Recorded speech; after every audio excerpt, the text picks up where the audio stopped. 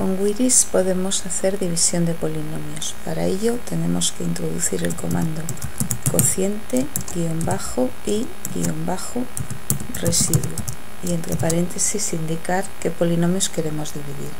Primero el dividendo, ponemos los exponentes desde esa tecla, bajamos el cursor para seguir escribiendo, volvemos a bajarle y cuando hemos acabado de escribir el dividendo ponemos una coma y ahora ponemos el divisor, por ejemplo x² menos 3x más 1. Cerramos paréntesis y damos al igual. La primera expresión que aparece es el cociente y la segunda el resto.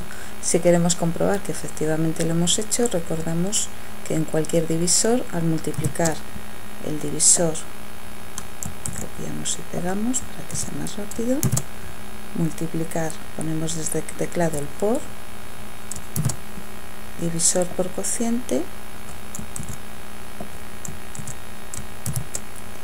más el resto,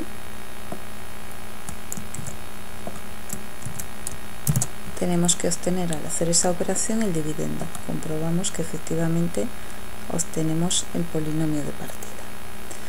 Si simplemente queremos el resto, no nos interesa el cociente, pues lo que haríamos sería escribir el comando resto, ponemos dividendo y divisor siempre en ese orden y ejecutamos. De esa forma solo obtendríamos el resto. Así también lo podemos hacer para divisiones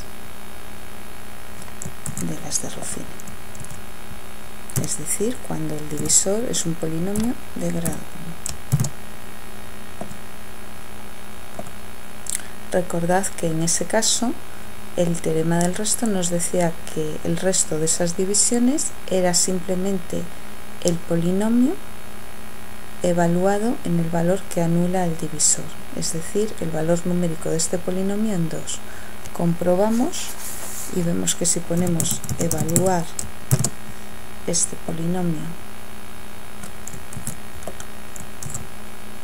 en 2, efectivamente nos sale el valor menos 5. Con lo que sabemos que el 2 no es raíz de ese polinomio, porque para que fuera raíz tendría que salirnos 0.